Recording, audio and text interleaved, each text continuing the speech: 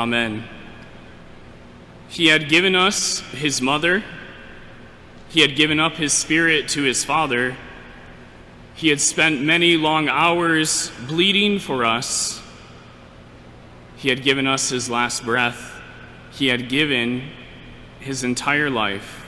But Jesus had one thing left to give us, one more thing to be broken open, his very heart. Her name was Rebecca, and I was madly in love.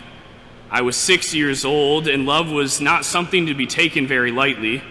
In fact, I think we were engaged to be married at the time.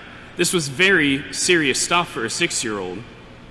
After all, she knew the way to my heart, goldfish crackers. Every single lunch, we'd share goldfish crackers together. It was romantic, and we passed our days in happiness and bliss. That is, till one day when I came running into the lunchroom to see my darling Rebecca and discovered her sitting at another table with Zachary. She was sharing her goldfish crackers with him instead of me. And my dear brothers and sisters, words cannot describe the depths of despair and sorrow that overtook my boyish heart that day. I think my parents are still paying the psychological bills. Whether our hearts had been broken because of a dramatic little breakup when we were 6, or whether they've been broken because of something much, much more serious, those instances, those wounds are often the path to the very depths of our being. For our heart is where people really get to know us, which is why we try so very hard to keep our hearts hidden and calloused, safe from all heartache, safe from all vulnerability.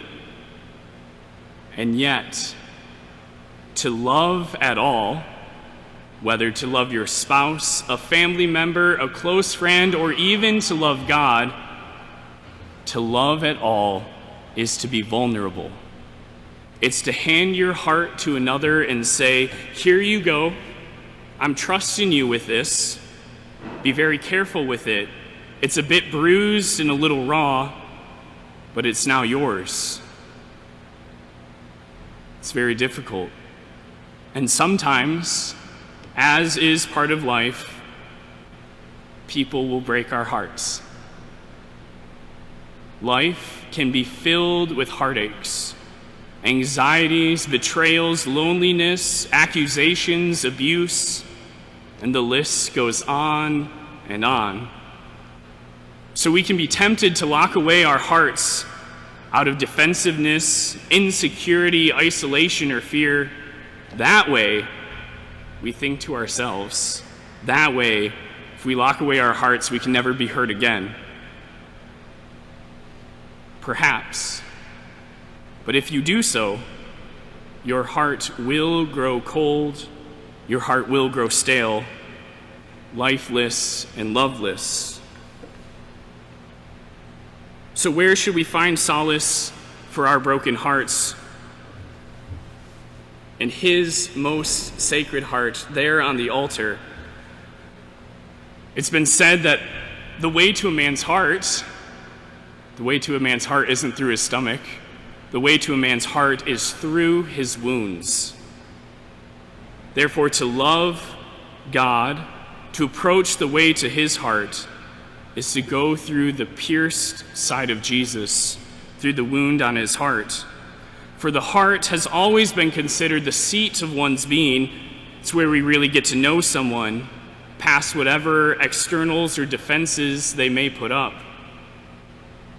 In the piercing of Christ's heart, God's very being has been opened up to us. It's there that we can discover the hidden God that St. Paul talks about. Like the temple on Good Friday, the veil has been torn open. The veil of our hearts, the veil of his heart, has been torn open, and the mystery of God's love for the world is revealed. We can finally see who God is and what he is like. If your heart has ever been broken, and I can guarantee that every single one of you in this church today has experienced this, if your heart has been broken, then know also that so has Christ. Know that he has been abandoned, he has been betrayed, abused, accused, and attacked, just like you have been. But my dear friends, sursum corda, lift up your hearts, for by his wounds we are healed. Through his pierced heart flows to us mercy and love. So too, through our pierced and broken hearts can flow that same mercy, can flow that same love. His heart was torn open for us because of love. Perhaps we should enter into it. Our hearts have been torn open because of sin. Perhaps we should let him enter into them.